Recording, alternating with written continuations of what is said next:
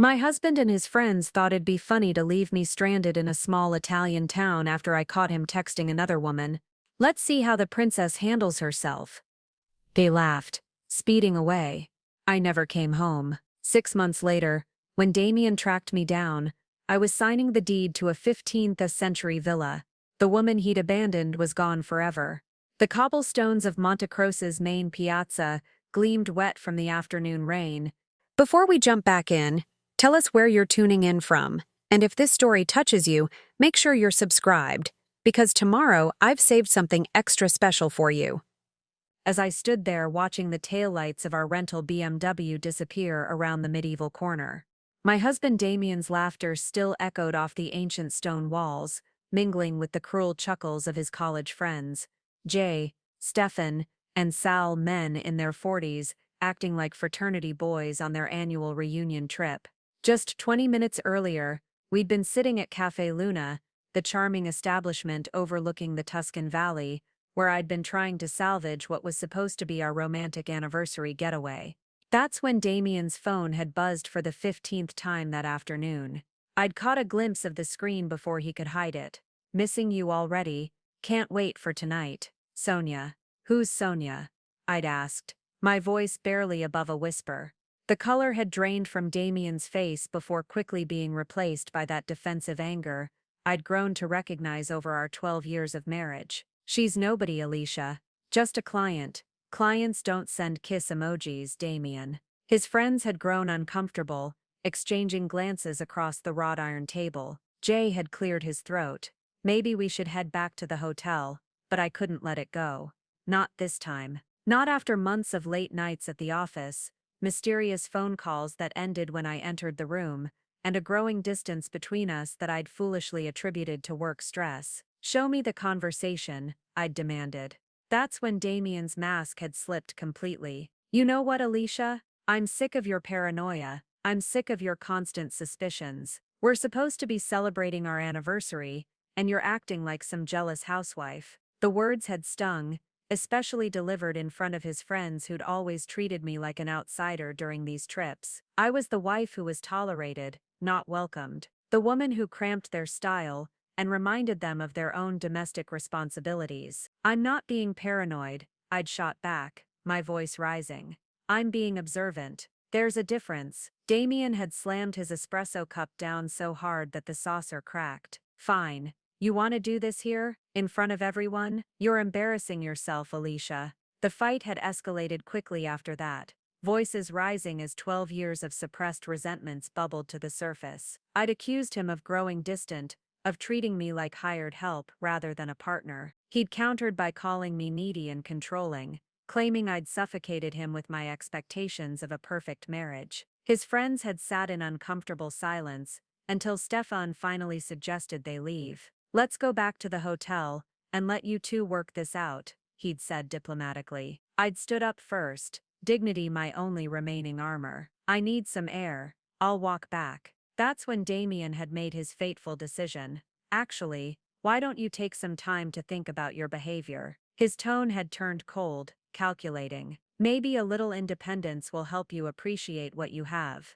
I'd assumed he meant I should walk back to our hotel while they drove. It wasn't until they'd all piled into the car and Damian had rolled down the window that I'd understood the true scope of his cruelty. Your purse has your passport, right? He'd called out, that smirk I'd once found charming now twisted into something ugly. Good. Figure out how to get home, princess. Maybe it'll teach you some humility. The car had roared to life, and my husband of 12 years had driven away, leaving me standing in a town whose name I could barely pronounce, in a country where I spoke perhaps 20 words of the language. Now, as the reality of my situation sank in, I fumbled for my phone with trembling hands. 17 missed calls, all going straight to voicemail. Text messages marked as delivered, but ignored. I tried Jay, then Stefan, then Sal. Every single one of Damian's friends had blocked my number. The cruelty of it took my breath away. This hadn't been a moment of drunken stupidity or heated anger. They'd planned this, discussed it,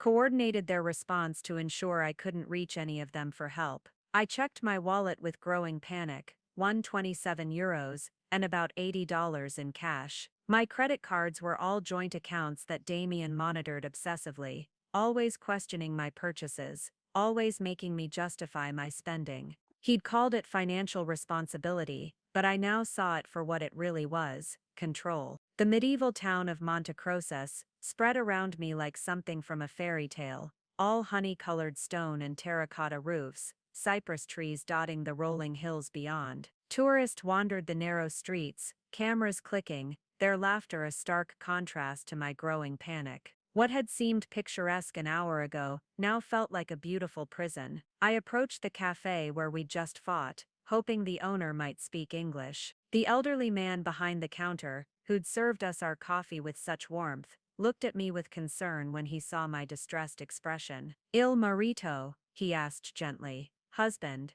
I nodded, tears threatening to spill over. "Gone, left me." His weathered face softened with understanding. "Ah, trouble. You need help, yes?" For the first time since being abandoned, I felt a spark of hope. This stranger, who owed me nothing, was offering assistance while my own husband had left me stranded like unwanted luggage. As I struggled to explain my situation through a combination of broken Italian English and desperate gestures, a thought crystallized in my mind. Damian had expected me to panic, to call my parents in Boston begging for rescue, to come crawling back grateful for his forgiveness. But standing in this ancient town, watching the kindness of a stranger unfold before me, I felt something unexpected stirring in my chest. Not just anger at Damian's betrayal, but curiosity about what might happen if I didn't follow his script. What if I didn't come running home? What if the woman he'd abandoned in Montecroce wasn't the same woman who eventually returned? The cafe owner was already reaching for his phone, presumably to call someone who could help translate. But as I looked around at the timeless beauty surrounding me, at the genuine concern in a stranger's eyes, I realized something profound. For the first time in 12 years, I was about to make a decision entirely my own. The elderly cafe owner, who introduced himself as Giuseppe, led me to a small table in the back corner of his establishment.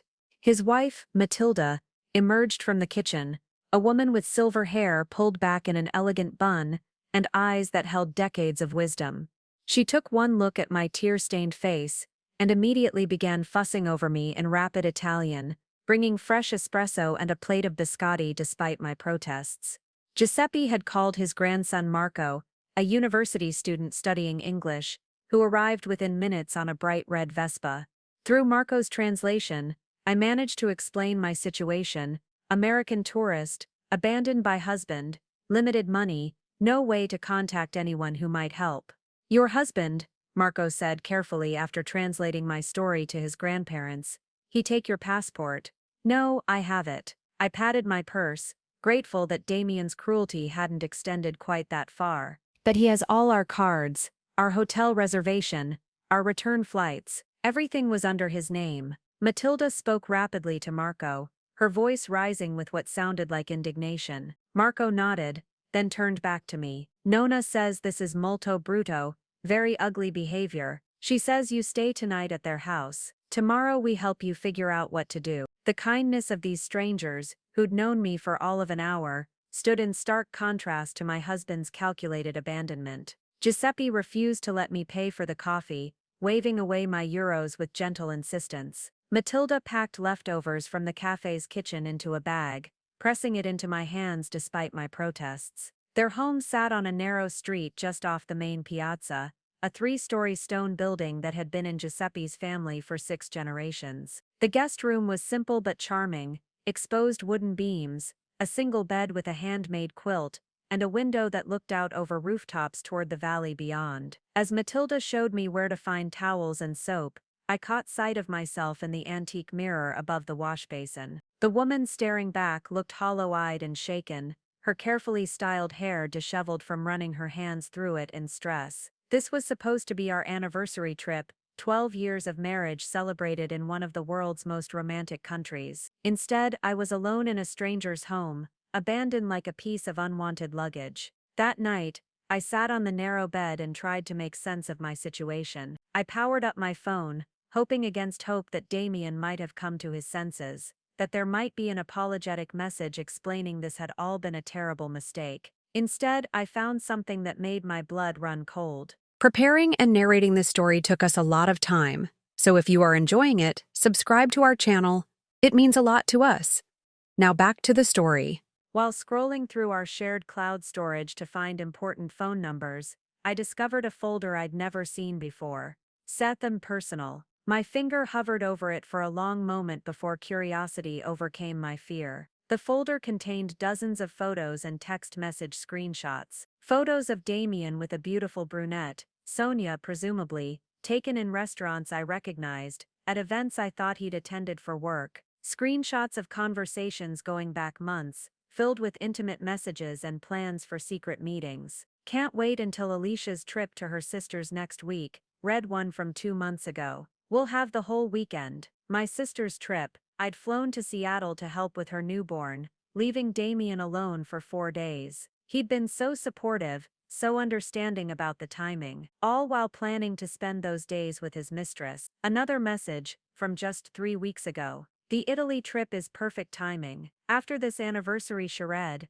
I'll have grounds to ask for the divorce. She's been so clingy lately, it'll be easy to make her look unstable. Anniversary charade. The words hit me like a physical blow. This entire trip, the romantic hotel, the carefully planned itinerary through Tuscany, had been orchestrated as ammunition for a divorce he was already planning. And today's abandonment wasn't a cruel prank, it was a calculated setup. I scrolled further, finding detailed discussions about their future together. Sonya worked at his architecture firm, the client he'd mentioned countless times over the past year. She was 28 to my 36, single, ambitious, and completely unencumbered by the domestic expectations that Damian apparently found so suffocating in our marriage. The messages revealed their entire strategy: make me appear unstable and controlling, document instances of what they could frame as unreasonable behavior, then use the divorce to leave me with minimal assets. The prenup we'd signed 12 years ago had seemed reasonable then. We'd both been young professionals with modest savings. Now, with Damian's successful firm and our joint real estate investments, it would leave me with almost nothing. But most devastating was a message from just yesterday: Phase 1 complete. She took the bait perfectly at dinner, got all paranoid and possessive just like we knew she would. Tomorrow I strand her in that little hill town,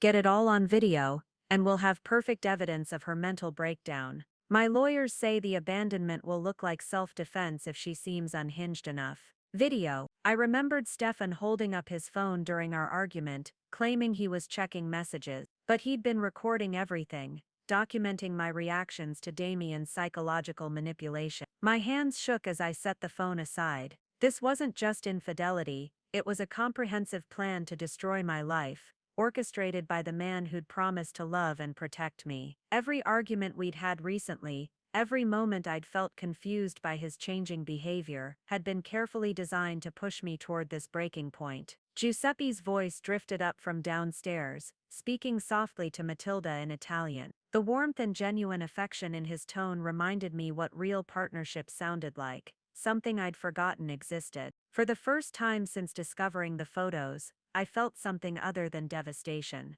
Anger began to kindle in my chest, not the explosive rage of betrayal, but something colder and more determined. Damian thought he'd won. He expected me to come crawling home, broken and grateful for whatever scraps of dignity he'd allow me to keep. His plan depended on my predictable compliance, my learned helplessness, my fear of being alone. But as I listened to the gentle voices of two people who'd shown me more genuine kindness in one afternoon than my husband had in months, I realized something that would change everything. I didn't want to go home. The next morning brought harsh sunlight, streaming through the ancient windows, and the sobering reality of my situation. Giuseppe had left early for the cafe, but Matilda insisted on preparing breakfast: fresh bread, local honey, and coffee strong enough to wake the dead. Despite her kindness, I could see the concern in her weathered eyes as she watched me pick at the food. Marco arrived just after 9, his English textbooks tucked under one arm. "Nana called me," he explained, settling at the kitchen table. "She wants to help you contact your embassy, maybe arrange travel home." The assumption that I wanted to go home hung in the air. It was the logical next step, the expected response to my situation. Call the American consulate, wire money from family, book the first flight back to Boston, where I could begin the humiliating process of explaining to everyone how my marriage had imploded so spectacularly. Actually, I said slowly, I need to make some calls first, figure out exactly what I'm dealing with. My first call was to our joint bank account's customer service line. The automated system cheerfully informed me that our checking account had been frozen due to unusual activity, and our savings had been transferred to an account requiring dual authorization for any withdrawals. Damian had moved fast. The credit card company delivered equally devastating news. All cards had been reported as potentially compromised and were temporarily suspended pending verification. When I tried to verify my identity, I discovered that Damian had changed the security questions on our accounts sometime in the past month. This is impossible, I told the representative. This is my account too. I've been using these cards for 12 years. I understand your frustration, ma'am, but without the proper verification answers, or the primary account holder's authorization, I cannot reactivate the cards. You'll need to visit a branch office with proper identification. The nearest branch office was in Florence, an hour away by train, if I could afford the ticket. My next call was to our house phone in Boston. It rang and rang before going to voicemail, a new message in Damian's voice. You've reached the Davis residence. We're currently traveling abroad. For urgent matters regarding Davis Architectural, please contact our main office. The casual "we" in his message felt like another slap. He was already rewriting our story, erasing my individual existence from our shared life. Desperation drove me to call my college roommate Sarah, one of the few friends I'd maintained despite Damian's subtle discouragement of my social connections over the years. Alicia, oh my God, I was just thinking about you. How's the anniversary trip? Sarah's voice was bright with genuine warmth. I broke down completely, the whole story spilling out between sobs. Sarah listened in horrified silence as I described the abandonment, the photos, the frozen accounts. Jesus Christ, Alicia, this isn't just cheating, this is financial abuse. You need to get home immediately. I can wire you money for a flight. I can't ask you to. You're not asking, I'm offering. How much do you need? I should have said yes immediately. Sarah was offering me exactly what I needed, a way home, a chance to start fighting back from familiar ground with proper legal representation. But something held me back. Sarah, can I ask you something? When was the last time you heard from me? Really heard from me, not just those Christmas cards or brief texts. There was a pause. Honestly, it's been months, maybe longer. I kept meaning to call, but you know how life gets. No, it's not your fault. Damian, he didn't like me maintaining friendships. Said it took time away from our marriage, that I was always complaining about him to other people. I stopped reaching out because it was easier than fighting about it. The admission hung between us, highlighting how thoroughly I'd been isolated. Sarah was my closest remaining friend, and we barely spoke anymore. Alicia, that's textbook manipulation. You need to come home and get proper help. A good lawyer, a therapist, people who can help you rebuild. After we hung up with Sarah's promise to wire emergency funds, if I needed them, I sat in Giuseppe's garden, surrounded by olive trees and the distant sound of church bells. Marco had given me space to make my calls, but I could see him through the kitchen window, occasionally glancing my way with obvious concern. The logical path forward was clear: accept Sarah's help, fly home, file for divorce, and begin the long process of rebuilding my life in Boston. I'd find a small apartment, restart my dormant interior design career, reconnect with the few friends who remained. But as I imagined that future, all I could see was a gray landscape of starting over from scratch at 36, explaining to everyone how I'd been so thoroughly duped, living constantly under the shadow of my failure to see Damian's true nature. My phone buzzed with a text from an unknown number. Stop being dramatic. This has gone on long enough. I'm at the hotel waiting for you. We can discuss your behavior like adults. The audacity of it took my breath away. He'd frozen our accounts, abandoned me with no resources, orchestrated months of psychological manipulation, and now he was positioning himself as the reasonable party waiting for me to come crawling back. I typed and deleted a dozen responses before settling on something that surprised even me. I'm not coming to the hotel. I'm staying in Montecroce. His response came immediately. Don't be ridiculous. You don't even speak Italian. How long do you think you can survive on charity from strangers? The question was meant to highlight my helplessness, to force me to confront my dependence on him. But as I looked around at the ancient town that had welcomed me, at the kindness Giuseppe and Matilda had shown without expecting anything in return, I realized something profound. I didn't want to survive on charity. I wanted to figure out how to thrive. And for the first time in 12 years, I was free to try. Damian's text hung on my phone screen like a challenge. How long do you think you can survive on charity from strangers? The question was designed to send me running back to him, tail between my legs, grateful for his forgiveness and financial security. A week ago it might have worked, but something had shifted in me during those 3 days of discovery. Maybe it was seeing myself through Giuseppe and Matilda's eyes, not as a burden or a failure, but as someone worthy of kindness. Maybe it was the clarity that came from finally understanding the depth of Damian's manipulation. Or maybe it was simply that I'd hit rock bottom so hard that the only direction left was up. I walked back into the house where Marco was helping his grandmother prepare lunch, their easy conversation in Italian, creating a warm domestic symphony I'd forgotten could exist. In my marriage, meals had become silent affairs, or opportunities for Damian to critique my cooking, my conversation, my very presence at his table. Marco, I said, interrupting their flow, I need to ask you something important. Is there a way for me to stay in Italy legally? Not just as a tourist, but actually stay? Both he and Matilda stopped what they were doing. Marco's eyebrows shot up in surprise. You want to immigrate to Italy? But Your life in America. What life? The question came out more bitter than I'd intended. My husband has made sure I have no access to our money, our home, or our business. He's been planning this divorce for months, setting me up to look unstable so he can leave me with nothing. I could go home and fight him in court, spending whatever money I can scrape together on lawyers while living in some tiny apartment, watching him parade his mistress around our old social circle. I moved to the window overlooking the medieval streets, where locals were setting up for the afternoon market. Or, I could stay somewhere that I'm starting to understand might actually want me. Matilda spoke rapidly to Marco, her voice animated. He nodded several times before turning back to me. Nona says you have skills, yes? You worked before marriage? Interior design. I had my own small firm before I married Damian. Nothing huge, but I was good at it. The words felt rusty in my mouth. I hadn't talked about my career as anything other than a past hobby in years. And you have money saved somewhere? Even a little? I thought about my secret account, the one Damian didn't know about. Years ago, my grandmother had left me a modest inheritance that I'd quietly deposited in a separate bank, some instinct telling me to keep it private.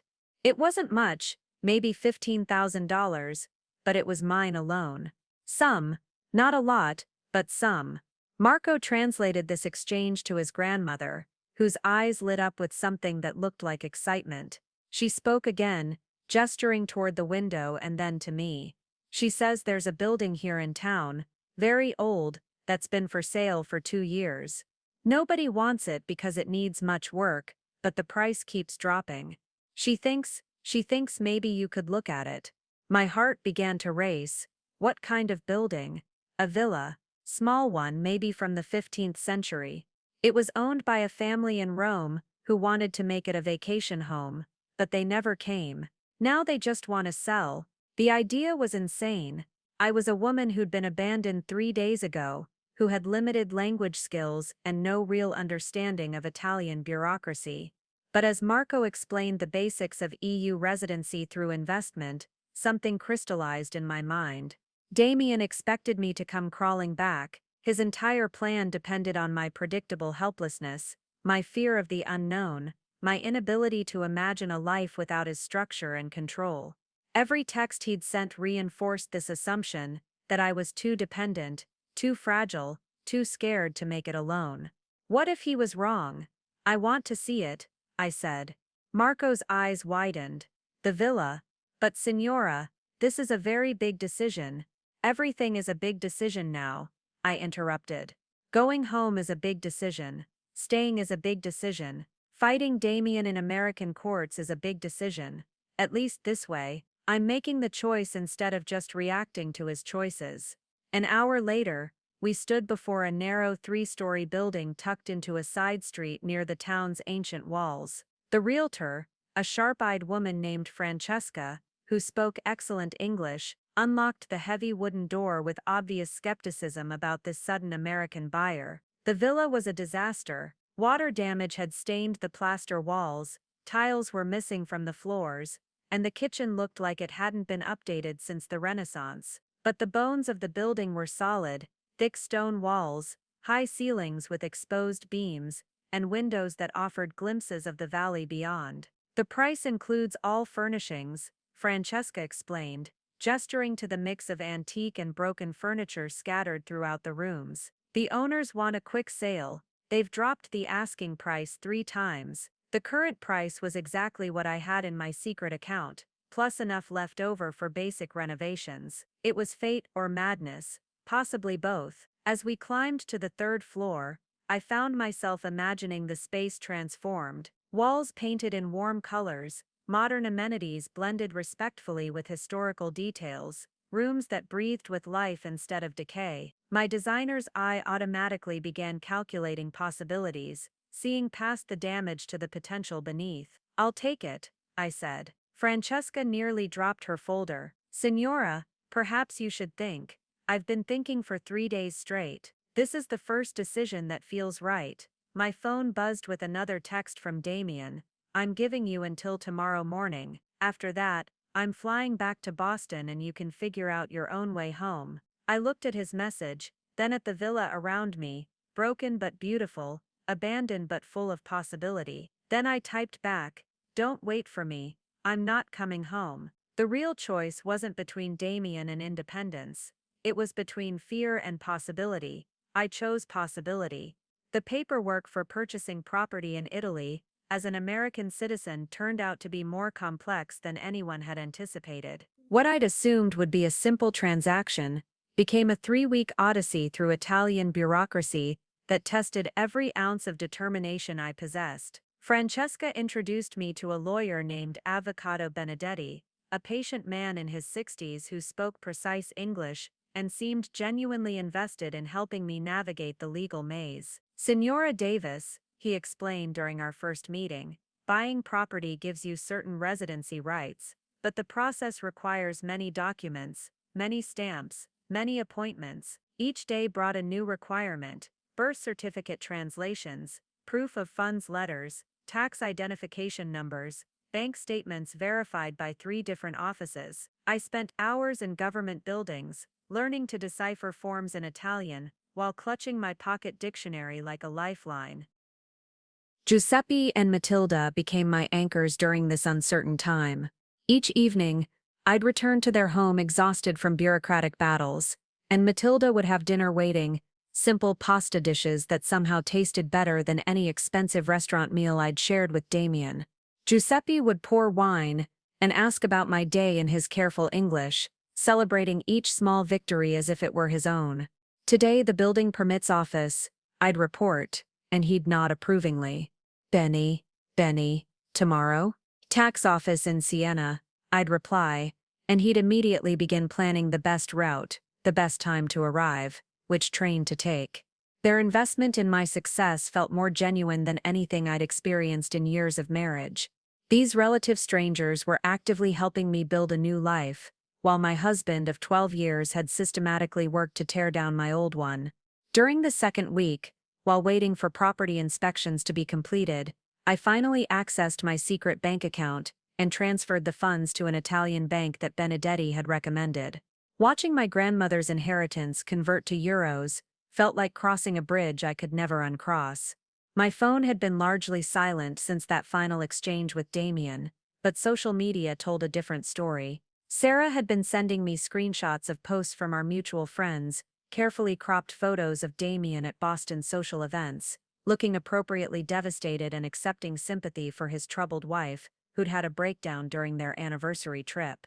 The narrative he was crafting painted me as unstable, someone who'd abandoned their marriage during a moment of mental crisis. Friends were commenting with supportive messages: "So sorry for what you're going through, and hope Alicia gets the help she needs." Meanwhile, other screenshots showed him posting from clearly expensive restaurants and events, never alone but always managing to crop out his companion. The timeline of his social media activity painted a picture of a man bravely continuing his life despite his wife's abandonment, exactly the story he needed for his divorce proceedings. "He's good," I admitted to Marco one afternoon, as we reviewed translation documents. "I have to give him credit. He's rewritten this whole thing so I'm the villain." Marco frowned at the screenshots I'd shown him.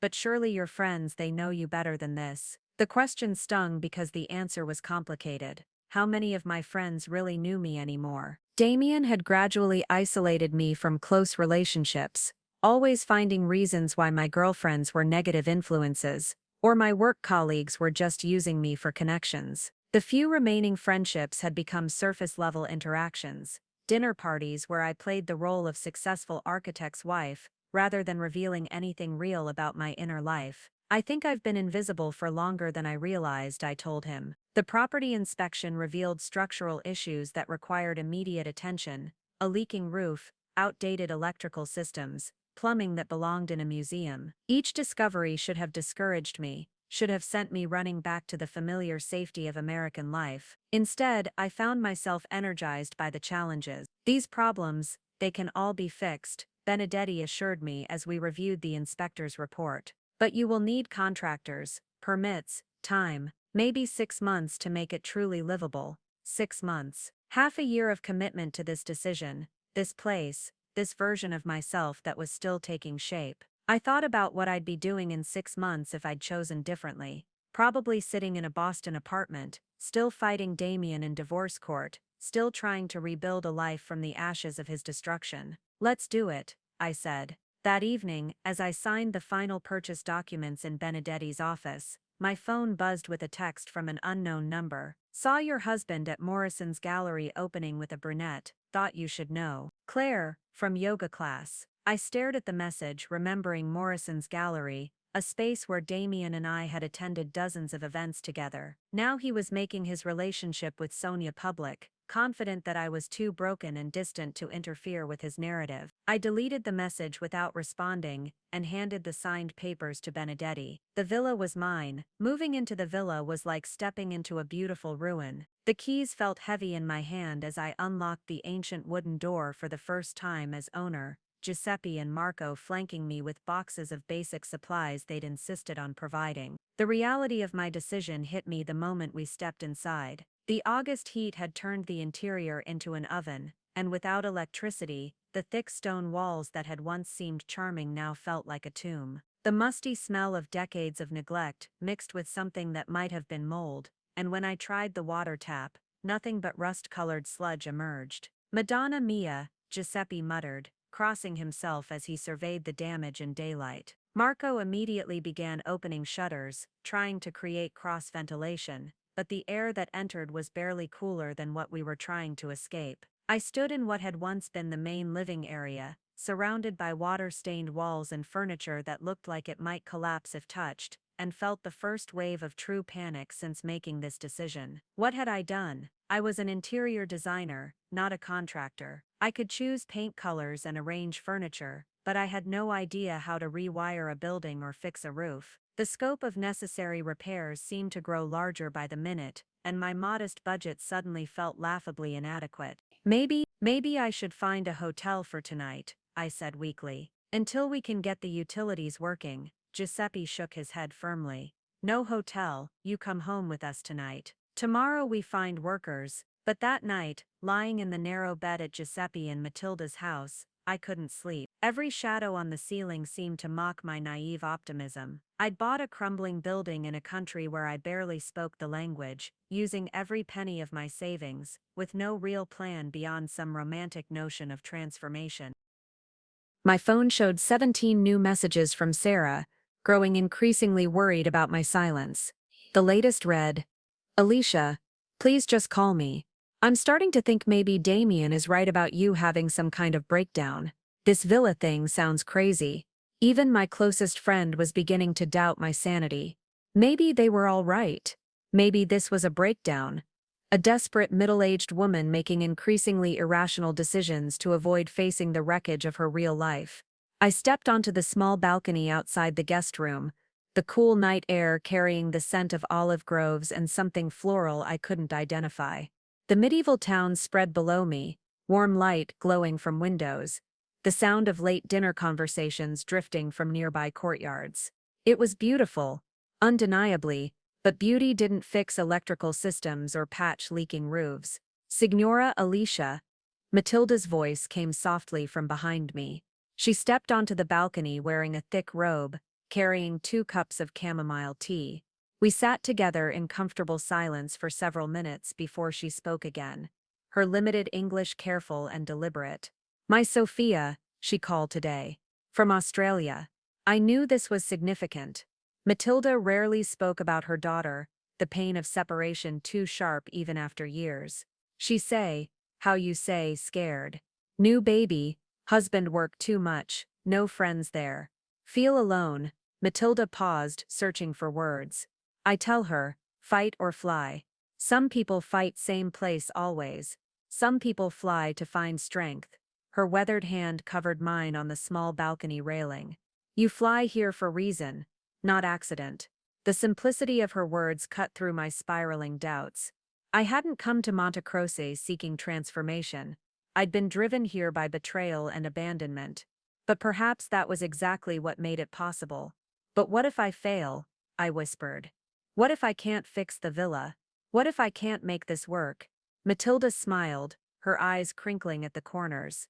"What if you fly and discover you have wings?" The next morning brought unexpected salvation in the form of a weather-beaten pickup truck rumbling up the narrow street to my villa. Giuseppe emerged from the driver's seat, followed by a man I didn't recognize, tall, silver-haired, with the kind of deep tan that spoke of a lifetime working outdoors. "This is Salvatore," Giuseppe announced proudly. "Best builder in 3 towns. He want to see your house." Salvatore moved through the villa with the confidence of someone who understood old buildings intimately. He tested walls, examined beams, ran his hands along stonework with an almost reverent touch. His assessment was delivered in rapid Italian to Giuseppe, who translated with growing excitement. "He says the bones are very good, stone walls solid, roof needs work but not replacement. Big job, but good building underneath." Giuseppe paused dramatically. "He also says, he help you." "I can't afford a full contractor." I started to protest, but Salvatore held up a weathered hand. "Partnership," he said in heavily accented English. "I help fix, you help me with what is word design. Make beautiful." He pulled out his phone, showing me photos of other restoration projects, ancient buildings transformed into stunning modern spaces while retaining their historical character. His work was exactly what my villa needed, but surely beyond my budget. "No money now," he continued. "We work together. When villa finished, we share profit when you sell. Or," he smiled, "if you stay, you pay slow, like family." Standing in my broken villa, surrounded by these people who barely knew me, but were willing to invest in my impossible dream, I felt something shift fundamentally. This wasn't charity or pity. It was partnership, community, the kind of mutual support I'd forgotten existed. For the first time since signing those papers, I believed I might actually have wings. The first week of renovation felt like being thrown into the deep end of a very foreign pool. Salvatore arrived each morning at 7 sharp with a rotating crew of local workers. His nephew Luca, who spoke decent English, an ancient electrician named Tommaso, who communicated entirely through gestures and grunts, and various specialists who appeared and disappeared based on the day's needs. I quickly discovered that my role as design partner required skills I'd never developed in my previous career. In Boston, I'd worked with clean canvases, modern apartments and suburban homes, where the biggest structural challenge was convincing clients to remove a non-load-bearing wall. Here, every design decision had to account for 5 centuries of modifications, additions and repairs that previous owners had layered onto the original structure. "This wall," Salvatore explained on day 3, pointing to what I'd assumed was a simple partition between the kitchen and dining area, "is from 1847. Behind it, original fresco. We keep." The question seemed simple until I realized it would affect plumbing routes, electrical planning, and the entire flow of the main floor. I stared at the rough plaster, trying to imagine what lay beneath, feeling the weight of responsibility for preserving something beautiful that had survived nearly 2 centuries. "Can we expose it safely?" I asked. Salvatore nodded approvingly. "Sigh. But careful work, expensive work." Everything was expensive work. The electrical system required complete replacement, which meant threading new wiring through stone walls without damaging them. The plumbing needed updating while respecting the building's historic character. Even simple decisions like choosing light fixtures became complex negotiations between functionality, authenticity, and budget. I found myself oscillating between excitement and terror. One moment I'd be standing in what would become the master bedroom, sunlight streaming through ancient windows, imagining the space transformed into something magnificent. The next moment, I'd be staring at an estimate for roof repairs that consumed a quarter of my remaining funds, wondering if I'd made the most expensive mistake of my life. The language barrier complicated everything. While Salvatore and Luca spoke workable English, the parade of specialists who came to assess various aspects of the renovation communicated primarily in rapid Italian punctuated by dramatic gestures. I began carrying a translation app everywhere, typing frantically as electricians explained complex problems or stonemasons described restoration techniques. "You learn fast," Luca observed one afternoon, as I successfully negotiated with a tile supplier in my halting Italian, managing to secure both a discount and delivery to our narrow street. But the learning curve was steep and exhausting. Each evening, I'd return to Giuseppe and Matilda's house covered in dust, my head spinning with new vocabulary and concepts I'd never needed before. Load-bearing calculations, historic preservation requirements, building codes that varied depending on the age of different sections of the structure. The physical demands surprised me too. Unlike my previous design work, which involved mostly meetings and computer time, this project required me to be on-site constantly. I climbed ladders to examine roof damage, crawled through narrow spaces to trace plumbing routes, and spent hours on my hands and knees examining floor stones to determine which could be salvaged. My body adapted gradually. The soft hands that had once been my pride, carefully manicured for client meetings, developed calluses from handling rough materials. My complexion, protected for years by expensive skincare routines and careful sun avoidance, began to show the golden tan of someone who worked outdoors. I started wearing Giuseppe's old work shirts instead of my carefully coordinated outfits, and found them more comfortable than anything in my abandoned wardrobe. The transformation wasn't just physical. Making decisions quickly, trusting my instincts about design choices, learning to communicate through sketches and gestures when words failed, all of it was rebuilding confidence I hadn't realized I'd lost. In my marriage, every significant decision had been filtered through Damian's opinions and preferences. Here, when Salvatore asked about tile patterns or Luca wondered about cabinet placement, they waited for my answer, my choice, my vision. But the isolation was real too. Giuseppe and Matilda provided emotional support,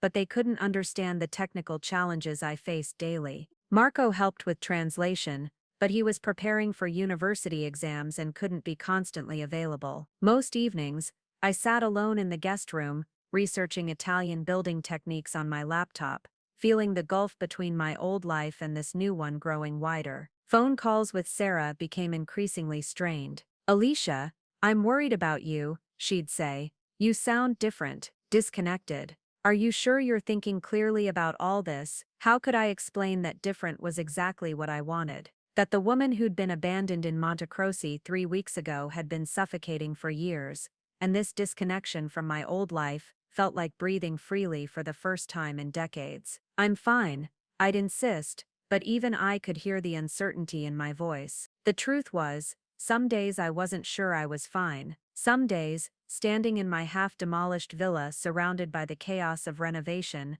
I wondered if everyone who thought I was having a breakdown might be right. But then the sun would hit the exposed frescoes just right, or Salvatore would show me a restored beam that revealed the building's original beauty, and I'd remember why I was fighting so hard to make this impossible dream work. Even if I wasn't entirely sure I could, The breakthrough came during my third week of renovation, when a sudden September thunderstorm forced all work to halt. Salvatore's crew retreated to the local bar, but I stayed in the villa, using the unexpected quiet to really examine the spaces we were transforming. Standing in what would become the kitchen, I found myself studying the exposed fresco we'd uncovered behind that 1847 wall. The painted vines and birds were faded but still vibrant, and as I traced the delicate brushstrokes with my fingertips, I realized something profound. This building had been loved by many people over 5 centuries. Each addition, each modification, each careful preservation of original details, spoke of owners who saw beyond the structure's flaws to its potential.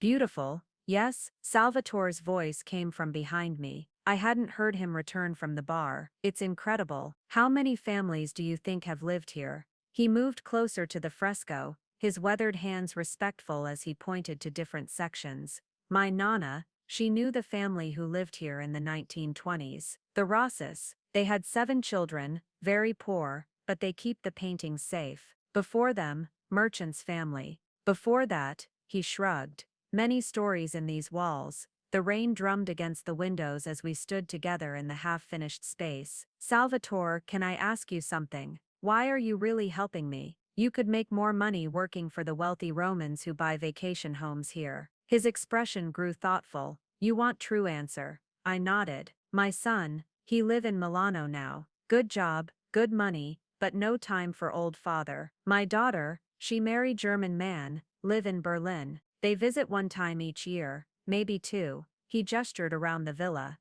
I build many houses for rich people. They come for August, maybe Easter. Houses stay empty, no life inside. But you, he paused, searching for words. You not buy house for vacation, you buy for home. The distinction hit me like a revelation. You can tell the difference. Sigh. Rich people, they buy and change everything to look like magazine. You ask me, how can we save this fresco? How can we keep this beam but make it safe? You want to belong to house, not make house belong to you. As the storm intensified, Salvatore shared stories of other restoration projects, some successful, others disasters. The disasters, he explained, almost always involved buyers who imposed their vision without listening to the building's history. The successes happened when new owners learned to work with the structure, understanding its quirks and possibilities. Building like person, he said. If you respect it, give you gifts. If you force, it fight you always. Over the following days, this philosophy began shaping every decision we made.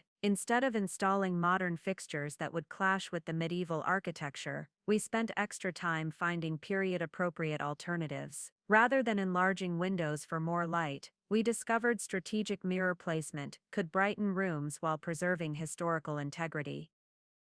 Giuseppe began stopping by each afternoon after closing the cafe, ostensibly to check on progress but really to share his own memories of the building. The Rossi children, they used to slide down these stairs like playground, he told me, running his hand along the worn stone banister.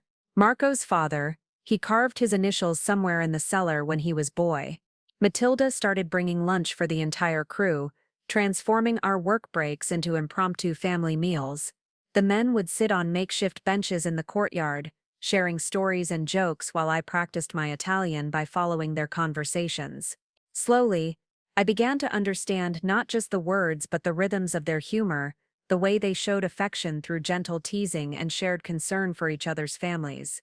You understand now, Luca observed one afternoon as I successfully joined a conversation about his girlfriend's cooking without needing translation help. We not just fix building, we make family. The word family struck me unexpectedly. These people who'd known me for less than a month were treating me with more genuine care than I'd received from my own husband in years.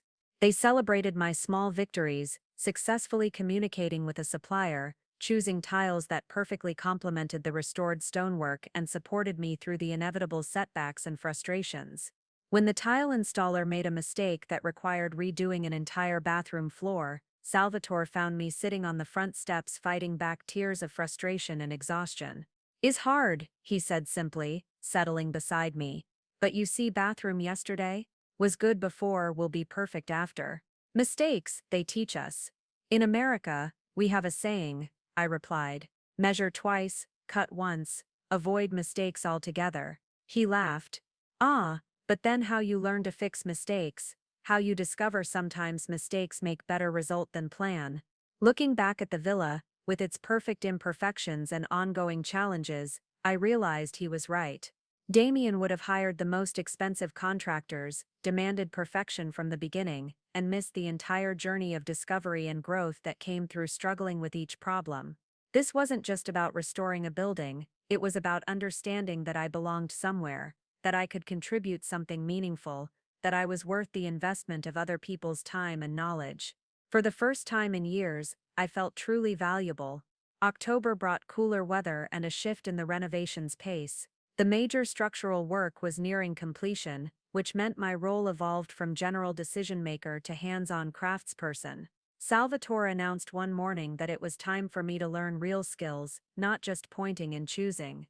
Today, you learn to mix lime mortar, he declared, leading me to a pile of materials in the courtyard. Original walls, they need original techniques. Lime mortar, I discovered, was an ancient art that required patience and intuition as much as technical knowledge. The proportions of lime putty, sand and water had to be adjusted based on humidity, temperature, and the specific characteristics of the stone being repaired. Too wet and the mortar would slump, too dry and it wouldn't bond properly. My first attempts were disasters. The mixture either crumbled like sand, or remained stubbornly lumpy despite vigorous stirring. Tommaso, the ancient electrician, who rarely spoke, watched my struggles with obvious amusement before finally shuffling over to demonstrate. His gnarled hands moved with surprising grace, folding the materials together in a rhythm that seemed almost meditative. When he handed me the trowel, the mortar felt completely different, smooth, cohesive, ready to work with rather than against. Is not recipe, Salvatore explained, as I practiced spreading the mortar between stones, is conversation, you feel what building needs. The physical demands of the work surprised me. My hands, once soft from office work and expensive creams, developed thick calluses. My shoulders and back ached from lifting buckets of materials and reaching into awkward spaces. But gradually, my body adapted. Muscles I'd forgotten I had grew stronger, and I found satisfaction in the honest fatigue that came from meaningful labor. Learning to point stonework, filling the gaps between stones with mortar, became my specialty. The work required steady hands and an eye for consistency, skills that translated well from my design background.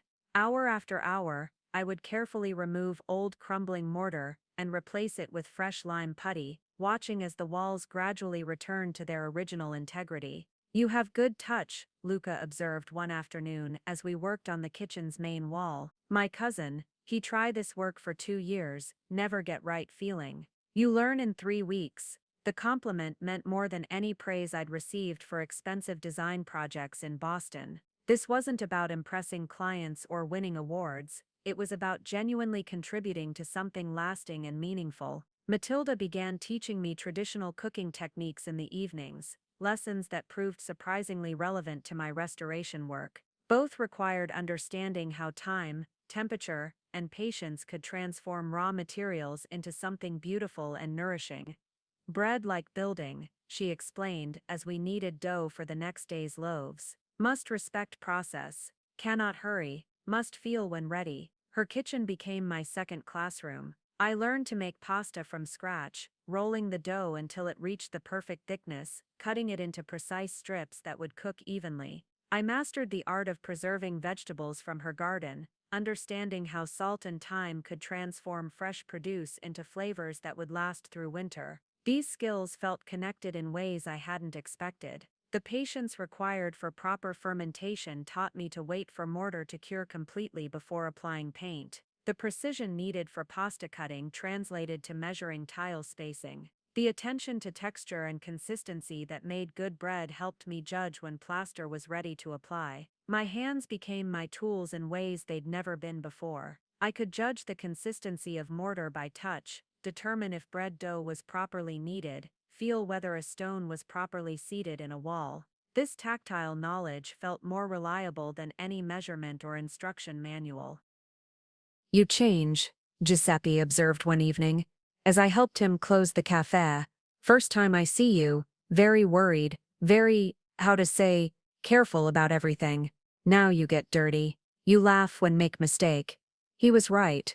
The perfectionism that had once paralyzed me, the need to have every detail planned and controlled, had given way to a more experimental approach. When a tile cracked during installation, I no longer saw it as a failure, but as an opportunity to create a more interesting pattern. When my first attempt at fresco restoration left visible brush marks, Salvatore simply handed me finer tools and said, "Try again." The villa was teaching me to embrace imperfection as part of beauty. The slight irregularities in hand-mixed mortar gave the walls character that machine-manufactured materials could never match. The subtle variations in hand-cut tiles created visual interest that perfect uniformity would have lacked. My phone calls with Sarah became increasingly difficult to explain. "You're learning construction work?" she'd ask, bewilderment clear in her voice. "Alicia, you used to get manicures twice a month."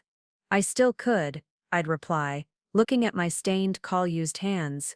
"I just don't want to." The truth was more complex. These hands were building something real, something that would outlast any perfect manicure. They were creating a home that truly belonged to me, shaped by my choices and my labor. For the first time in my adult life, I felt genuinely proud of work I'd done with my own hands. November in Montecroce brought the harvest season, and with it, my first real test of belonging to the community. The villa renovation had slowed to accommodate the town's most important annual ritual, the olive harvest that would determine families' livelihoods for the coming year. "You help us," Giuseppe announced one morning, not really asking.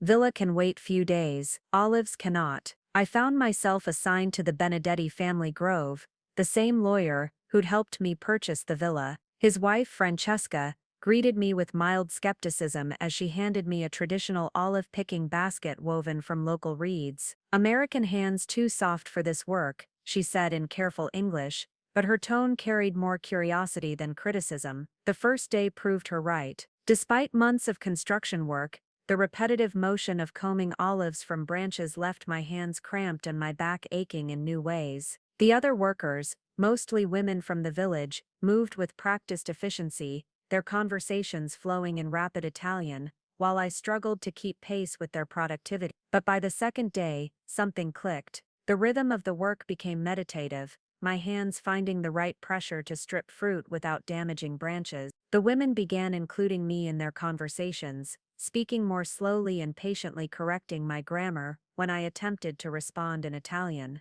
"Bene, Alicia," Francesca said on the third morning, examining my filled basket. "Yesterday you pick like tourist, today you pick like Pisana, like village woman." The compliment carried weight I was only beginning to understand. These women had worked together for decades, their friendship forged through shared labor and mutual dependence. Being accepted into their rhythm meant more than earning their approval, it meant being trusted with work that mattered. During lunch breaks under the olive trees, I learned about their lives in ways that went far beyond casual conversation. Maria, the baker's wife, was caring for her mother-in-law with dementia while raising 3 teenagers. Julia, who ran the small grocery, was quietly supporting her unemployed brother's family while maintaining the fiction that he was earning his own wages. Anna, the postmistress, had been sending money to her daughter in Rome for years, never mentioning that her own pension barely covered her expenses. These revelations came gradually, woven into discussions about olive quality and weather predictions.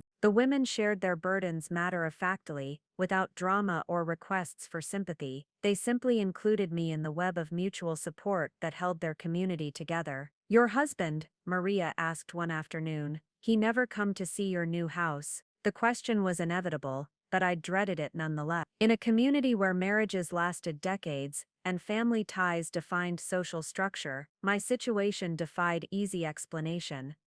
"We're getting divorced," I said simply. He wasn't a good husband." The women exchanged glances that spoke volumes. Anna reached over and patted my hand with fingers stained purple from olive handling. "Some men, they think woman is like furniture," she said. "Pretty to look at, useful to have, but no real value. These men, they learn too late what they lose." Julia nodded emphatically, My first husband, same thinking. I was young, scared to leave. Then one day I wake up and think better alone than with someone who make you feel alone. Their matter-of-fact acceptance of my situation felt revolutionary. No judgment about failed marriage, no suggestions that I should have tried harder or forgiven more. Just acknowledgement that some relationships weren't worth preserving. That evening, the entire harvest crew gathered at the local frontoio, the olive mill, to watch their combined harvest being pressed into oil. The ancient machinery hummed as golden green liquid flowed from the press, filling containers that would sustain families through the winter. Salvatore appeared at my elbow, holding 2 small glasses of the fresh oil. "Taste," he instructed. "This is what we work for." The oil was unlike anything I'd experienced, peppery, fruity, with a complexity that spoke of soil and sunlight, and generations of careful cultivation. But more than taste, it represented something profound, the product of collective effort, shared knowledge, and mutual trust. In America, I told him, we buy olive oil in supermarkets. I never thought about where it comes from, who makes it. Here, everything connect, he replied. Land to people, people to land, work together, or no work at all. As the mill shut down for the evening, and families collected their allotted shares of oil, I realized I was witnessing something my old life had completely lacked: genuine interdependence. In Boston, I'd been isolated by affluence, cushioned from real connection by the ability to purchase services rather than rely on neighbors. Here, my architectural training helped Benedetti design a more efficient storage system for his oil containers. In return, his legal expertise smoothed complications with my villa's building permits. Matilda taught me to preserve vegetables.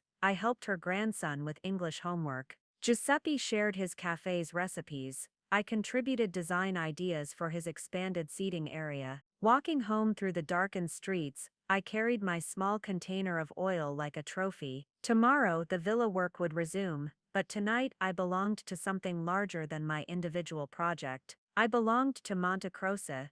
By December, the villa had transformed from crumbling ruin into something that resembled a home. The roof no longer leaked, the electrical system met modern safety standards, and most rooms had functioning plumbing. But my savings account told a different story, nearly depleted, with several major expenses still looming. The reality of my financial situation hit me during a cold morning meeting with Benedetti about final building permits. The kitchen renovation permit requires an additional fee, he explained apologetically. Gee. New regulations from the regional government. Another €800. €800 I didn't have. My secret account, which had seemed adequate when I'd bought the villa, had been steadily drained by the endless stream of unexpected costs that accompanied any restoration project. The original budget Salvatore and I had calculated had proven wildly optimistic. That evening, sitting in what would eventually become my living room, surrounded by half-finished walls and borrowed furniture, I forced myself to confront the numbers. At my current burn rate, I'd be completely broke within 6 weeks. The villa was livable but far from finished, and I had no income stream to sustain further work. "You look worried," Matilda observed when I returned to Giuseppe's house for dinner. They'd insisted I continue staying with them until the villa's heating system was properly installed, a kindness that had become another small weight on my conscience. "Money problems," I admitted. "The renovation is costing more than I planned." Giuseppe and Matilda exchanged one of their meaningful glances before Matilda disappeared into the kitchen, returning with a manila envelope.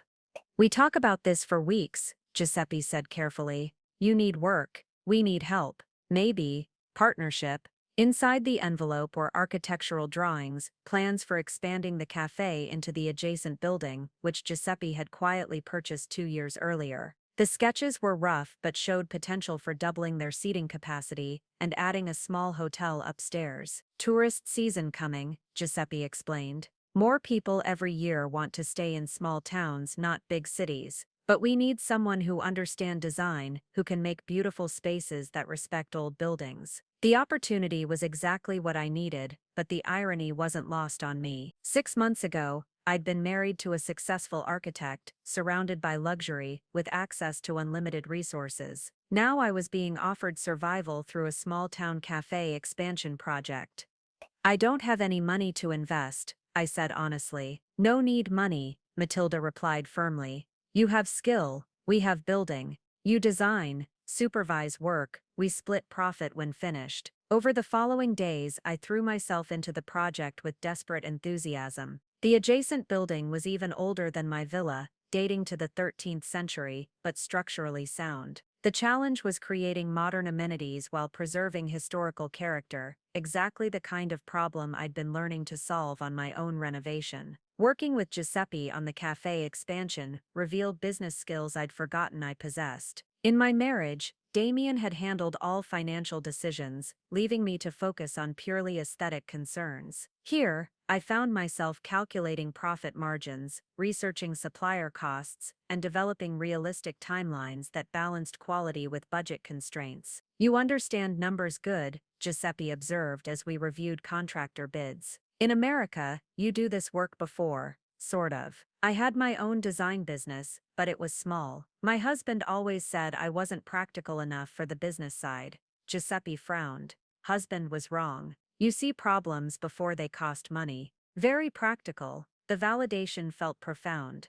Damian had systematically undermined my confidence in my professional abilities, always positioning himself as the practical one, while dismissing my contributions as merely creative. Working with Giuseppe, I rediscovered skills I'd convinced myself I didn't possess. Word of the cafe expansion spread through the village, generating excitement and some unexpected opportunities. The mayor approached me about consulting on the town's tourism development plan. A wealthy Roman who owned a vacation villa asked me to redesign his guest quarters. Even the local church committee inquired about my availability to restore some damaged frescoes in the chapel. You have reputation now, Luca told me, as we installed new windows in the cafe expansion. People say American women who understand old buildings. The work was modest compared to my previous projects, but the satisfaction felt entirely different. Each job strengthened my connection to the community while building a foundation for genuine financial independence. More importantly, clients treated me as an equal partner in their projects rather than hired help expected to execute someone else's vision. My first payment from Giuseppe, a modest sum, representing my share of the cafe's increased winter business, felt more valuable than any check I'd received in Boston. This money came from my own labor, my own decisions, my own growing reputation among people who valued my contributions.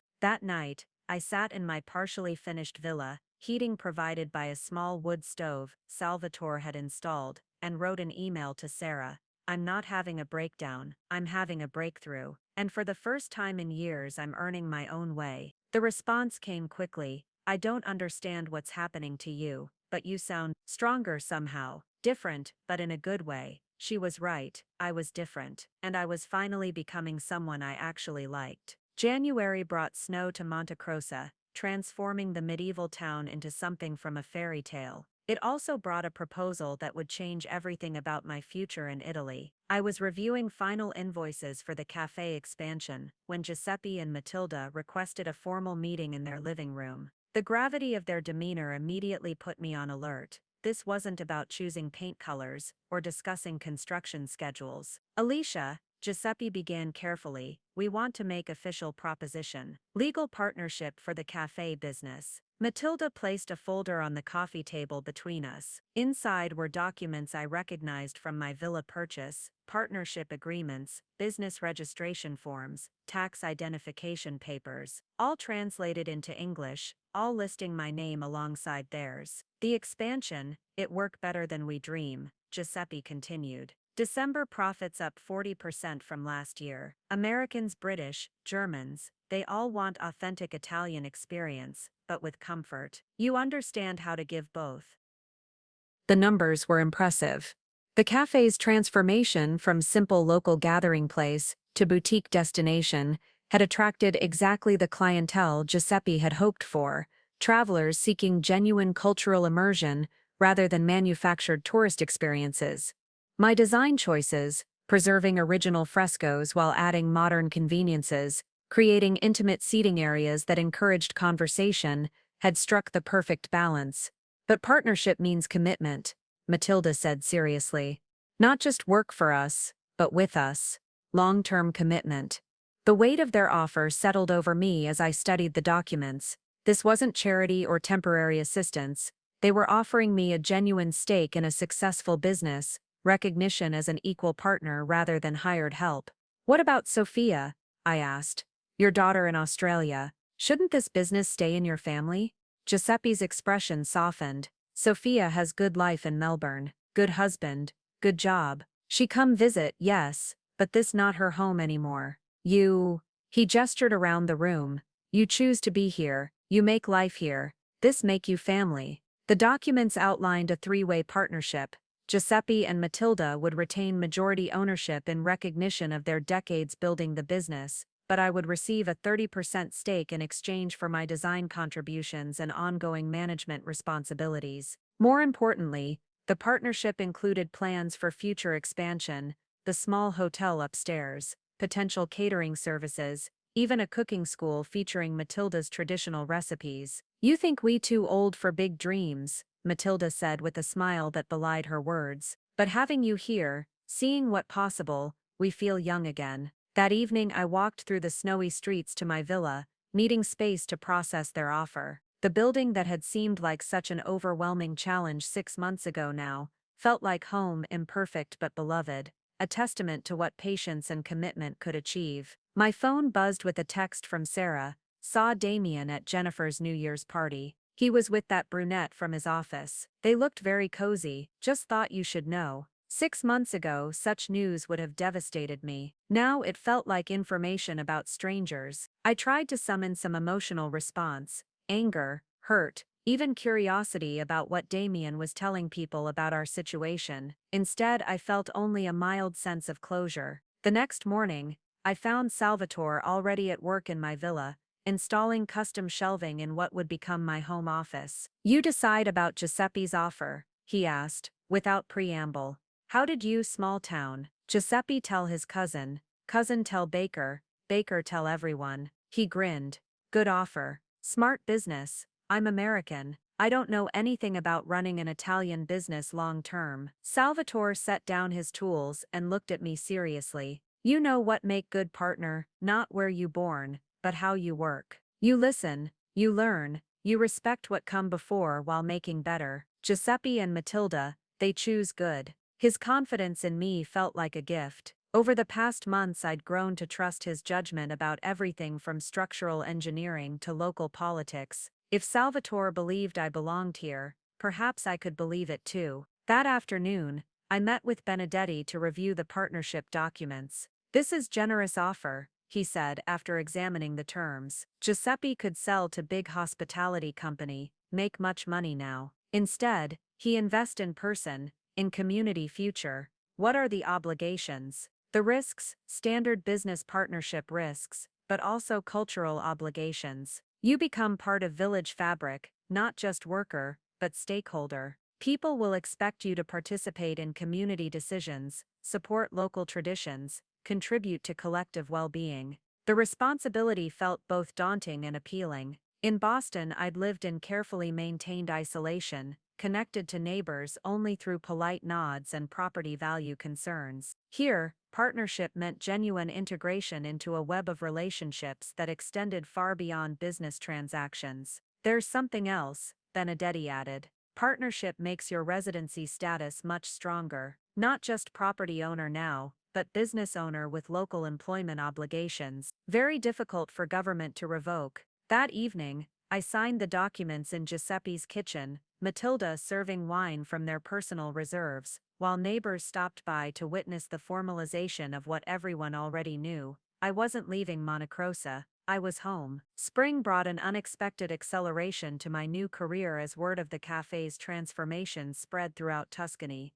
The first major outside project came through a recommendation from the mayor, a wealthy Milanese family, who'd purchased a crumbling palazzo in the neighboring village of San Gimignano. They want someone who understands old buildings but thinks like modern person, the mayor explained as he handed me their contact information. Giuseppe, he tell them you are perfect. The palazzo project was unlike anything I'd tackled before, a 16th century mansion that required not just restoration but complete reimagining as a luxury retreat center. The clients, the Rossinis, had made their fortune in fashion and wanted to create a destination that would attract international wellness tourists while respecting the building's historical significance. "We've seen what you did with Giuseppe's Café," Signora Rossini explained during our first meeting, conducted in the Palazzo's cavernous main hall. "The reviews online, they all mention the perfect balance of authentic and comfortable. This is exactly what we need for our vision." Standing in that vast space, with afternoon light streaming through floor-to-ceiling windows and centuries of architectural details surrounding me, I felt the familiar thrill of seeing potential where others saw problems. But this time, I also felt something new: confidence in my ability to deliver results that would satisfy demanding clients while honoring the building's legacy. The project required skills I'd never developed working on suburban homes in Boston. I needed to understand UNESCO heritage regulations, coordinate with multiple levels of government bureaucracy, and work with artisans whose techniques hadn't changed in centuries. More challenging still, I had to translate my vision across language barriers to craftspeople who'd learned their trades through apprenticeships rather than formal education. My months working with Salvatore proved invaluable. The patience I'd developed mixing lime mortar translated to the meticulous planning required for complex structural modifications. The communication skills I'd built explaining design concepts to Giuseppe's Café customers helped me navigate conversations with specialized craftspeople who spoke only regional dialects. "You understand now," Salvatore observed as we reviewed plans for the Palazzo's new spa facilities, "why I say building teach you. Every project, you learn something you need for next project." The Palazzo restoration became my graduate education in European preservation architecture. I learned to source handmade tiles from families who'd operated the same kilns for generations. I discovered how to specify modern HVAC systems that could be completely hidden within historical structures. I mastered the delicate art of installing contemporary lighting that enhanced rather than competed with original frescoes. But the most significant development was learning to manage teams of highly skilled craftspeople who initially viewed me with skepticism. My accent, my gender, and my relatively recent arrival in Italy all worked against me in an industry built on generational relationships and traditional hierarchies. The breakthrough came during a heated discussion about bathroom installations with Romano, the master plumber whose family had been working on prestigious restorations for 4 generations. He'd been dismissing my suggestions for weeks, implementing his own solutions regardless of how they affected the overall design. "Signora," he said, during one particularly tense meeting, "you draw pretty pictures, but I understand how water actually flows in old buildings." Instead of arguing, I picked up his tools and began dismantling the problematic connection he'd just installed. My months of hands-on work at the villa had taught me enough practical plumbing to demonstrate exactly why his approach would cause drainage problems throughout the building. "You see this angle," I said, repositioning the pipes according to my specifications. "Water will pool here during winter, freezing will crack the joints, and we'll have leaks in the walls within 2 years." Romano's expression shifted from condescension to surprise as he examined my work. "You know this how?" "Because I made the same mistake in my own villa. Salvatore made me fix it 3 times until I understood why it was wrong." From that moment, our working relationship transformed. Romano began consulting me on technical decisions instead of simply implementing his preferences. More importantly, word spread among other craftspeople that the American designer wasn't just another wealthy foreigner playing with old buildings. She understood the practical realities of restoration work. The Palazzo project took 8 months to complete, during which I found myself traveling throughout central Italy to source materials and coordinate with specialized artisans. Each trip expanded my network of contacts and deepened my understanding of regional building traditions. "You become real architecta now," observed Franco, the elderly mason who'd carved new stone details to match the Palazzo's original facades. "Not just person who choose colors and arrange furniture. You understand how buildings live, how they breathe, how they age." When the Palazzo officially opened as the Rossini Wellness Retreat, the reviews exceeded everyone's expectations. International design magazines featured the restoration, praising the seamless integration of modern luxury with historical authenticity. More importantly for my future, the articles all prominently credited my work, establishing my reputation beyond the immediate region. The first inquiry from a client in Rome arrived the week after the Palazzo's opening, then another from Florence. Then 3 more from various locations throughout Italy. I was no longer just surviving in my new life, I was thriving. By summer, my life in Montecroce had developed a rhythm I couldn't have imagined a year earlier. The cafe partnership consumed my mornings, reviewing reservations for the small hotel upstairs, consulting with Matilda on seasonal menu changes, coordinating with local suppliers who'd become genuine friends rather than mere business contacts.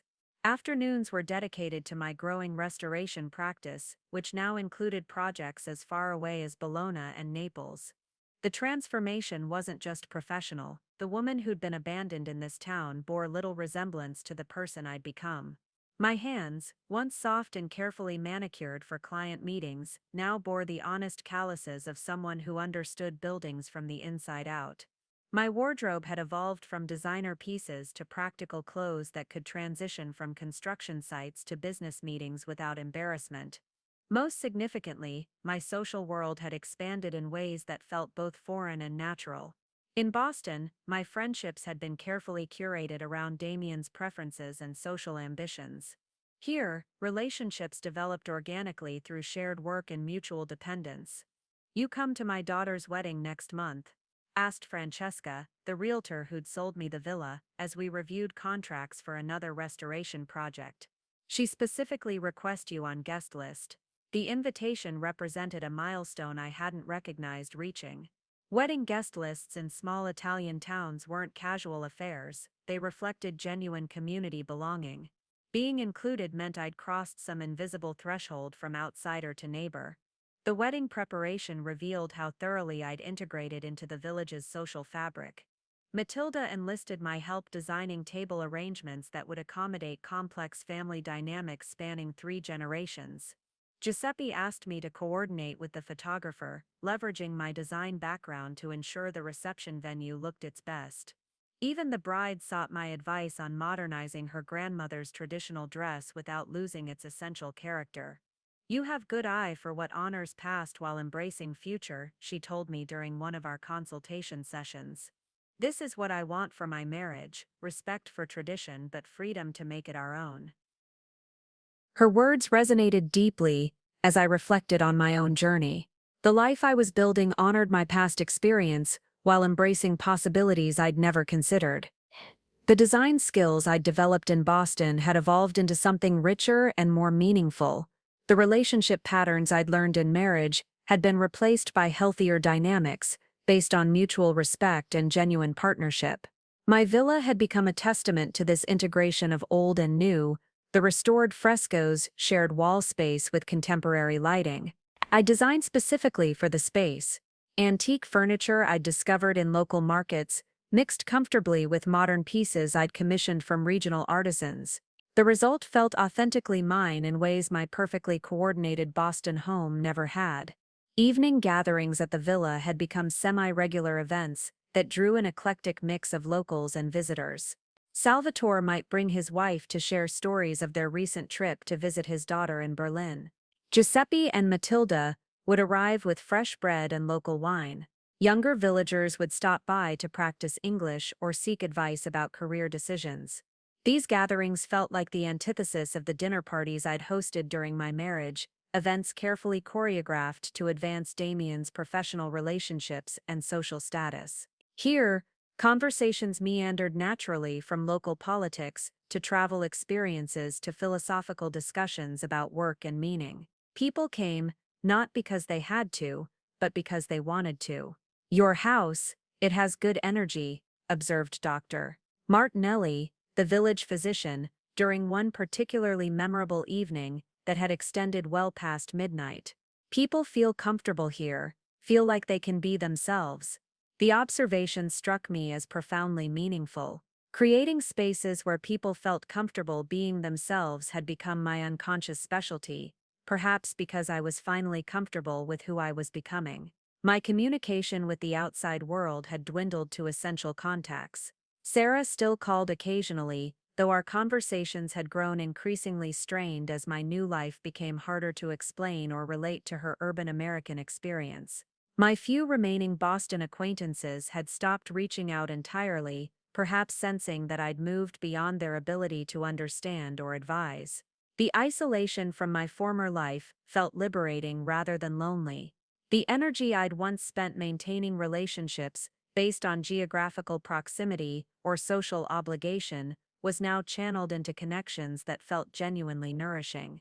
One evening, as I sat on my villa's terrace, watching the sunset paint the valley in shades of gold and amber, my phone buzzed with a text from an unknown number. "This is Sonya. I think we should talk. Damian doesn't know I'm contacting you." The message felt like a voice from another world, a reminder that somewhere across the ocean, the life I'd left behind was continuing its own evolution. But as I looked around at the home I'd created, at the community that had embraced me, at the work that fulfilled me in ways I'd never experienced, I realized something profound. I no longer cared what was happening in that other world. This was my world now, and I was exactly where I belonged. Sonia's text message sat unread on my phone for 3 days while I debated whether to respond. The woman my husband had chosen over me, the reason behind his elaborate scheme to discard me in Italy, wanted to talk. Part of me was curious, what could she possibly have to say that would matter to me now? But a larger part recognized the text for what it was, a potential intrusion of my abandoned past into the peaceful present I'd built. I finally opened the message thread while sitting in the cafe during the quiet afternoon lull, surrounded by the comfortable sounds of Matilda preparing dinner and Giuseppe reviewing supplier invoices. "I know this must be strange hearing from me, but I have information you need to know. Damian has been lying to everyone, including me. Can we talk privately? It's important." The follow-up messages revealed more. "He told me you had a breakdown and disappeared. I just found out he abandoned you intentionally. I'm horrified. And finally, he's planning something. Coming to Italy next week. Says he's going to sort out this ridiculous situations once and for all." My blood ran cold at the final message. Damian was coming here, to my town, my sanctuary, the place where I'd rebuilt myself from nothing. The audacity of it staggered me. After a year of silence, he thought he could simply arrive and sort out my life according to his preferences. I showed the messages to Giuseppe, whose face darkened as Marco translated the English for him. "He think he can come here and take you back." Giuseppe's voice carried an edge I'd never heard before. "Like you are possession he left in hotel." "I don't know what he's thinking," I admitted. "Maybe the divorce papers haven't been processed yet. Maybe he's finally realizing what leaving me here actually cost him." Matilda emerged from the kitchen, clearly having overheard our conversation. She spoke rapidly in Italian, her tone sharp and determined. Marco translated with obvious amusement. "Nana says if this man comes to our town thinking he can disturb your peace, he will discover that Italian grandmothers are not as helpless as American wives." Despite my anxiety, I laughed. The image of Matilda facing down Damian was both absurd and oddly comforting. But the reality remained serious. I needed to prepare for a confrontation I'd hoped never to face. That evening, I called Benedetti to discuss my legal position. "Your residency status is completely secure," he assured me. "Business partnership, property ownership, established community ties. No one can force you to leave Italy. But if your husband arrives with divorce papers claiming abandonment or mental incompetence, could he cause problems for my business partnerships?" "Possibly, if he can demonstrate financial claims on your activities here." "Did you use any marital assets for your Italian investments?" The question highlighted a vulnerability I'd tried not to think about. My grandmother's inheritance had technically been mine alone, but if Damian wanted to argue that our joint assets had supported me while I spent that money, things could become complicated. I decided to respond to Sonia's messages, arranging a video call for the following morning. When her face appeared on my laptop screen, I was struck by how young she looked, easily 10 years younger than me, with the kind of polished beauty that Damian had always admired. "I'm sorry," were her first words. "I know this is awkward, but I had to warn you. Damian, he's not the man I thought he was." The story she told was both familiar and shocking. Damian had painted my disappearance as a mental breakdown triggered by his attempt to save our marriage. According to his version, I'd become increasingly unstable and paranoid, accusing him of affairs he'd never had, and had finally snapped during our anniversary trip. He showed me texts that made you seem unhinged, Sonya admitted. Screenshots of messages where you were accusing him of things, making demands. I believed him when he said you'd run away to punish him. What changed your mind? I found the real text thread on his computer. The messages he showed me were edited. He deleted his parts of the conversations, all the gaslighting, the manipulation, the cruel responses. The woman in those real messages wasn't crazy. She was desperate to save her marriage from a man who was systematically destroying it. My hands trembled slightly as she continued. Damian had been planning my discarding for months, documenting what he could frame as evidence of my instability while building his case for a divorce that would leave me with minimal assets. He's been telling people you had a breakdown and disappeared somewhere in Europe. He's gotten a lot of sympathy for being the patient husband of a mentally ill wife. But now, she paused, now he's found out about your business, your villa, your new life. He's furious that you're not broken and desperate like he expected. What exactly is he planning? He's flying to Rome next week, then driving to your town. He has some kind of document from his lawyer claiming you're not competent to make legal decisions. He thinks if he can prove you're living in poverty or under duress, he can force you to return for proper psychiatric care. The manipulation was breathtaking in its scope and cruelty.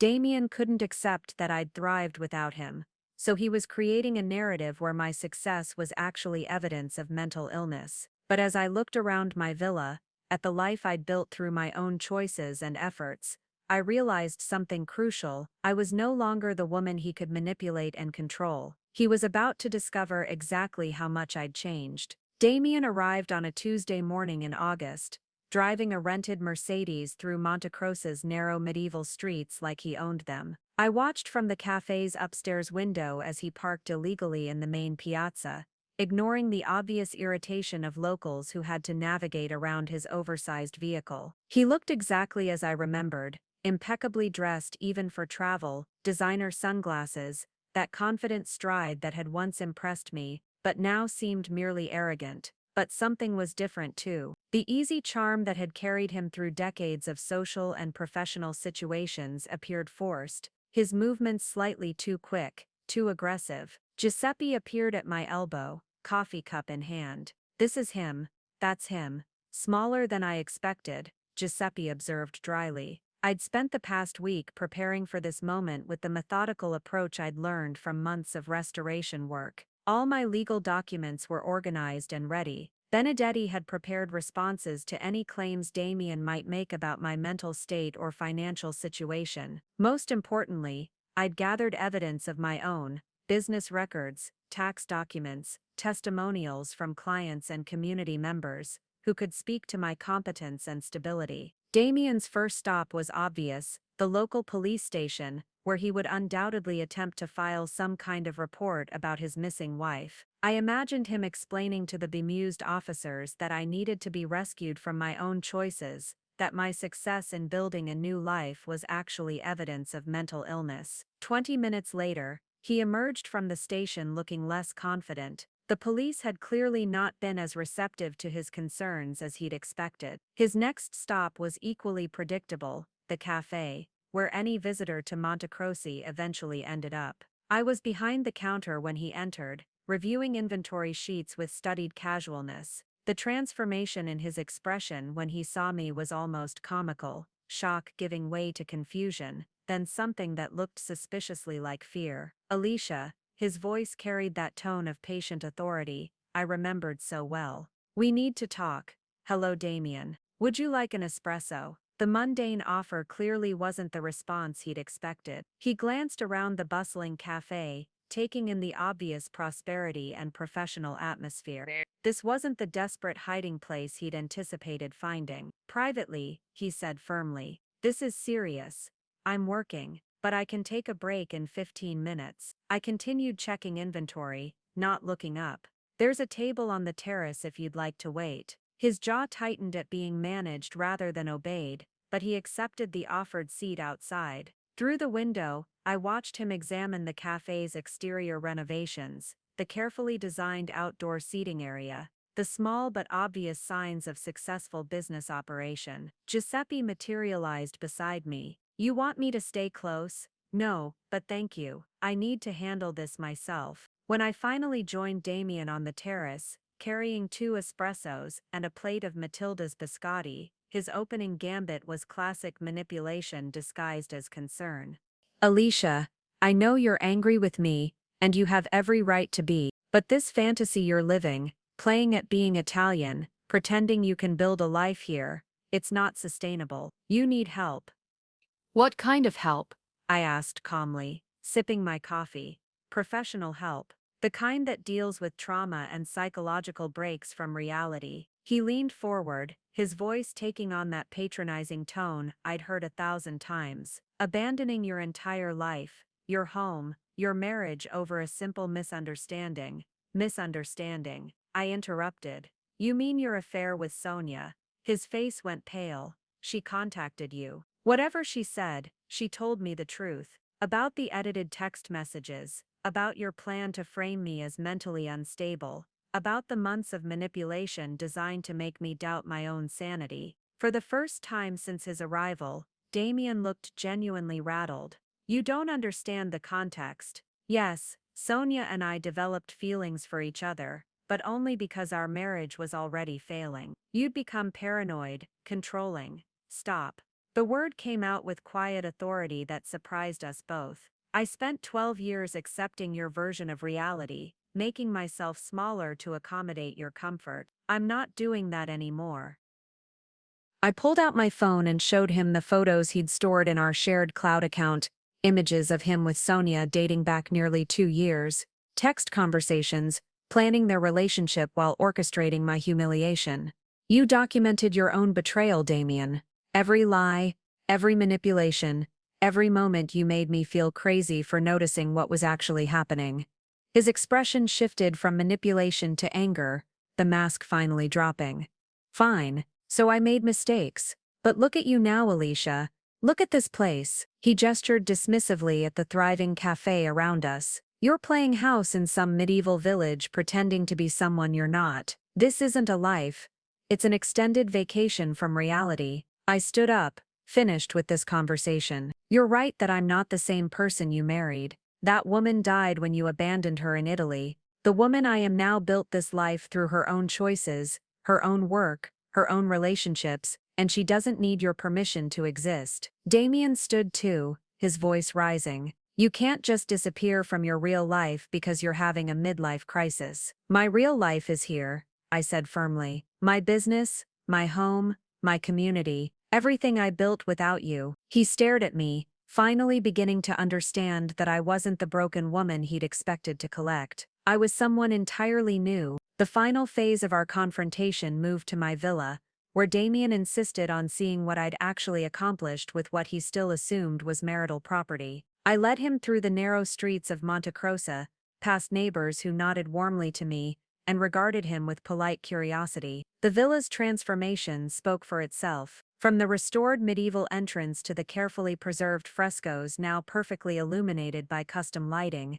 every detail reflected months of thoughtful work and genuine care. The space breathed with life, comfortable furniture arranged for both solitude and entertaining modern amenities, seamlessly integrated with historical features, rooms that felt both elegant and genuinely livable. Damian moved through the space in silence, his expression shifting from skepticism to grudging appreciation to something that looked like genuine surprise. This wasn't the desperate hideaway he'd expected to find, but a home that reflected sophisticated taste and considerable investment. "How much did all this cost?" he finally asked, his architect's eye calculating the scope of renovation. "Every penny of my grandmother's inheritance, plus what I've earned here."